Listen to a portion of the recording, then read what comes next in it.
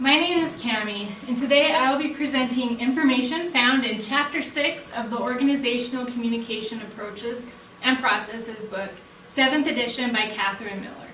I really identified with this chapter because of my social work background and my opinions about women in the workplace. Hopefully, my added personal experiences will help demonstrate the concepts academically laid out on paper. The two approaches I will discuss are first the critical approach and second the feminist approach. To start off with the critical approach, I will discuss political frame of references from Burrell and Morgan in 1979.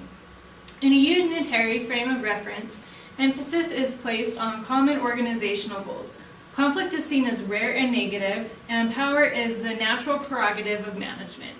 In a pluralist frame of reference, the organization consists of many groups with divergent interests. Conflict is seen positively as inherent and ineradicable characteristic of organizational affairs.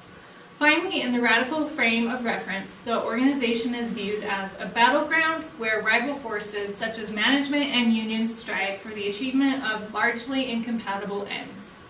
Conflict and power are seen as reflections of larger class struggles in society. Both critical and feminine approaches, explained in Chapter 6, adopt a radical frame of reference by considering organizations as sites of domination. We're going to start by talking about critical approaches. Some of the most important roots of critical theory can be found in the work of Karl Marx, a German intellectual of the 19th century. He noted in 1967, "What we have to accomplish at this time is all the more clear: relentless criticism of all existing conditions." Relentless in the sense that the criticism is not afraid of its findings and just as little afraid of the conflict with the powers that be. Critical theorists believe that certain societal structures and processes lead to fundamental imbalances of power. Second, these imbalances of power lead to alienation and oppression for certain social classes and groups. Third, the role of the critical theorist is to explore and uncover these imbalances and bring them to the attention of the oppressed group. Next we will discuss the pervasiveness of power. No concept is as important as power for the critical theorists. They see power as a defining, ubiquitous feature of organizational life, from Mumby in 2001. The concept of power is typically equated with the related constructs of control and domination, and these ideas are central to all critical theories. Let's look at three approaches of power outlined by Conrad and Ryan in 1985. The traditional approach considers power to be a relatively stable entity that people or groups possess. The symbolic approach views power as a product of communicative interactions and relationships. The third approach to power is the radical critical approach, is most germane to critical theorists. The radical critical theorist explores the ways in which economic, social, and communicative relationships produce and maintain organizational power relationships. We will discuss two sources of power in more detail. The first is control of modes and means of production, and second, organizational discourse. Modes of production refers to the economic conditions that underlie the production process. Marx argues that the capitalist mode of production is based on owners expropriating surplus labors from workers, and this creates conflict between workers and owners. Means of production refers to the actual work process, how the products are made and services rendered. In Marx's view, industrialization brought with it dehumanization and alienation from work and work products. Both modes and means of production allude to some sort of hierarchy controlling what the general laborers or bottom feeders do and how they do it. The next topic of discussion is organizational discourse. Critical scholars argue that power relationships are produced and reproduced through organizational discourse. They also argue that the reality created through discourse is the site of domination. An interesting example of discourse, according to Clare in 1996, examines the ways in which the phrase "real job" serves as a political function by implying that low-paying or non-traditional jobs are not as important as other types of employment. I myself can relate to this scenario. My husband Braden and I married young. I was 21 and he was 22. It was our first Christmas as a married couple, and my dad's side of the family had a Christmas party. Since I had an on-campus job, I didn't have to stay and work during Christmas break because the campus was closed. Braden, however, worked off-campus delivering pizzas and didn't have the luxury of getting work off. My Uncle Barry asked why Braden was not at the party. I told him that Braden could not be there because he had to work. Uncle Barry asked what his job was. My uncle was a successful, wealthy city planner, and I knew social status meant a lot to him. I hesitantly told Uncle Barry that Braden worked for the pizza factory, making food and delivering pizzas. I knew his response would be condescending before he even opened his mouth to respond. Uncle Barry said, "Oh, so it's not a real job." This made me upset because Braden and I were smack in the middle of college, working very hard to support ourselves. I know delivering pizzas isn't exactly an ideal career, but I still considered Braden to have a real job. He had to show up on time, complete tasks, be a hard worker, and at the end of the day, he received monetary compensation for the things that he did. Organizations can dictate control of their employees or subordinates through their words and policies. Continuing forward, I would like to talk about ideology and hegemony. Ideology refers to the taken-for-granted assumptions about reality that influence perceptions of situations and events, by Dietz and Kirsten, 1983. Ideology structures out thoughts and controls our interpretations of reality, by Eisenberg and Goodall, 1997. Ideology shapes our understanding about what exists, what is good, and what is possible.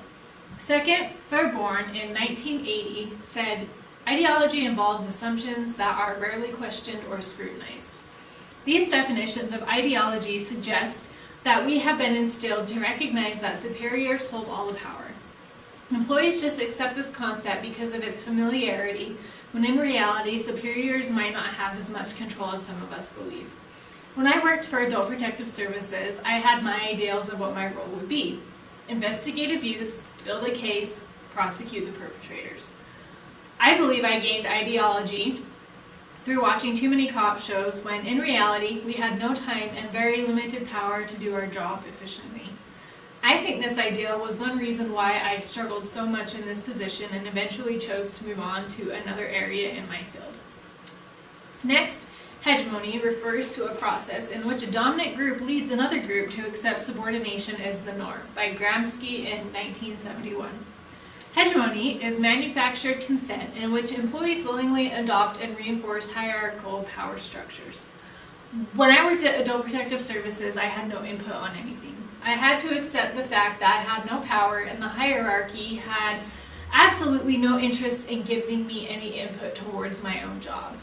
Ultimately, I felt that management didn't understand me, which led to ridiculously high expectations. Of course, these expectations were not met, and I had to move on even though I really did enjoy some aspects of my job. Another example of hegemony goes back to old movies about high school that display stereotypes. These movies constantly demonstrate that the cheerleaders and football players control the school's social system. No one else, the nerds or the dorks, are supposed to challenge the cheerleaders and football players. If a nerd or dork did challenge these two groups, they were shoved in a locker or given a swirly in a toilet.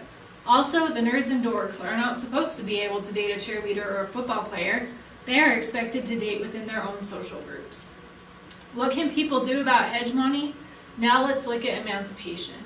Emancipation is viewed as the ultimate goal to critical theorists. Emancipation is defined by Alvison and Wilmot in 1992 as the liberation of people from unnecessarily restrictive traditions, ideologies, assumptions, power relations, identity formations, and so on and so forth, that inhibit or distort opportunities for autonomy, clarification, or genuine needs and wants, and thus greater and lasting satisfaction. It is easy to see examples of emancipation throughout history. Women received the right to vote but are still working towards equality with men in the workplace. The Civil War was the beginning of the process of the emancipation of slaves. Today, we are still trying to eradicate racism and prejudices. Back to my high school examples. Emancipation may come when a nerd dates a cheerleader and the dork sits by the football players at lunch. In my own social work career, I have my ideas of groups and populations who also need emancipation from the problems they are facing. Unfortunately, emancipation is a process that takes years and sometimes casualties for the cause. Next, let's move on to resistance. Resistance considers how workers can exert counterpressure on this exercise of power and control. While early critical studies focused almost exclusively on organizational process of control and domination, more recently the pendulum has swung toward a focus or perhaps even a celebration of possibilities for employee resistance. Mumby in 2005. Resistance can be seen in the form of unionization, strikes, boycotts, and large-scale social movements. Our own country was founded on a resistance to extensive English control throughout the colonies. I myself have demonstrated resistance tactics to various situations in my work experience that have come at a cost to my employers. I know I've caused my fair share of problems for my superiors, but I've never backed down from doing what I thought is right for the people I'm trying to help. I view resistance as the tool or event that leads to emancipation, though it may not happen overnight. Next, let's discuss concerted control. This theory attempts to explain how power relationships can be transformed in an era of team-based and alternative forms of organization. The three concepts particularly important to an understanding of this theory are 1. Control, identification, and discipline. Further exploring control leads us to 3 broad strategies for exerting control in a modern organization. First, simple control involves the direct and authoritarian exertion of control in the workplace. Second, technological control involves control exerted through technology in the workplace. Third, bureaucratic control is based on the power of hierarchical structure and the rational legal rules that emanate from bureaucratic structure. These controls have been typical forms of power in organizations. In team-based organizations, a new form of control has emerged, which is concerted control. Concerted control systems by Daniels, Spiker, and Papa in 1997 are those in which the locus of control shifts from management to workers who collaborate to create norms that govern their behavior. The role of top management in this process is to provide a value-based corporation vision that team members use to infer norms and rules that guide their day-to-day action. Basically, concerted control gives the employees some input into their workplace attitudes and atmospheres. Next, we'll discuss identification. Identification refers to the perception of oneness with or belongingness to a collective where the individual defines him or herself in terms of the collective in which he or she is a member of. Simply put, an employee feels a part of a company, its cultures, and values. I've had jobs where I've identified very well with the business, my coworkers, and supervisors. I loved going to work and I loved who I worked with. I always did my best to uphold my supervisor's wishes and excelled. I've also had jobs where I didn't identify with the business and people. I didn't work at these jobs very long because I didn't value this workplace. Next, discipline is the final concept important for understanding the theory of concerted control.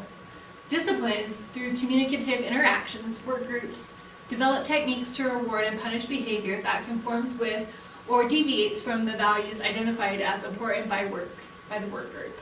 Those who hold the control are the ones who can discipline. In conclusion, the theory of concerted control argues that power is embedded in a system of identifications and disciplines within an organization. We will now discuss the section of feminist approaches to organizational communication. We all know that gender or feminism is a hot topic of organizational structuring and communication. Let's start off by discussing the different versions of feminism. Liberal feminists believe that remedies for female subordination should come from within the systems, and women should work to gain their fair share of control in institutions currently run by men. Next, radical feminists believe that emancipation for women can occur only through the destructions of male-dominated institutions or through the total separation of women from these institutions. Standpoint feminists work to enhance the opportunity for a variety of marginalized voices to be heard within societal dialogue. Postmodern feminists attempt to deconstruct male-dominated meaning systems in order to highlight women's perspectives. Pluralist feminism. In developing pluralist feminism, scholars could become responsive to the needs of organizations that seek social change, yet cannot fully embrace anti-bureaucratic, counter-capitalist ideas and practices, by Ashcraft in 2000. Now we've covered the different types of feminism, we will examine the issues of sexual harassment. Scholars who began looking at sexual harassment in the 1990s emphasized the crucial point that harassment is an expression of power, not of sexuality. Behavior that women see as harassment were seen by men as a way to release tension from their stressful jobs. I would agree that sexual harassment is definitely about power, but I also believe this search for power can be driven by romantic interests or physical attractions.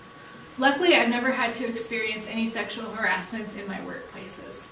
A friend of mine named Megan, however, was not so lucky. It is well known that several people in Utah are members of the Church of Jesus Christ. Megan and her boss, who I will refer to as Mike, were both members of the church. Mike was a leader, a bishop in the church. Sometimes members of the church choose to wear symbolic underclothing known as garments. Megan started choosing not to wear her garments. Mike knew that she belonged to the church and took notice of her choice to stop wearing her garments.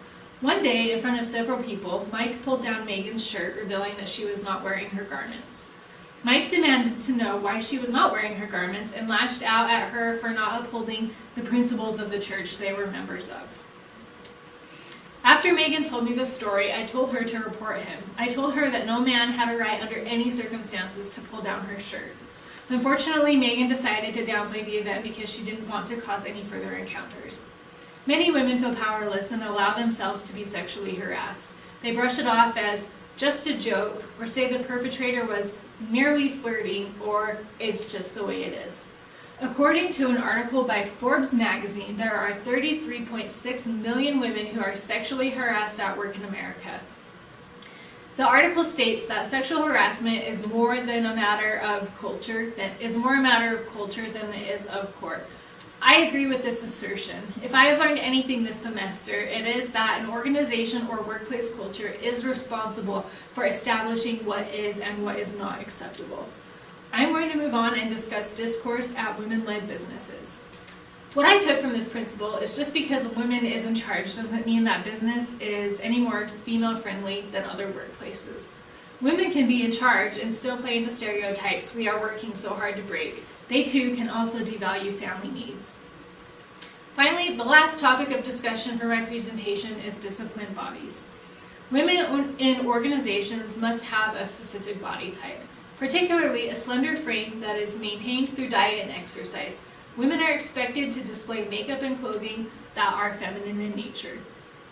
In conclusion, I hope you have learned some useful information about critical theory and feminine theory of organizational communication. Thank you for listening to my presentation.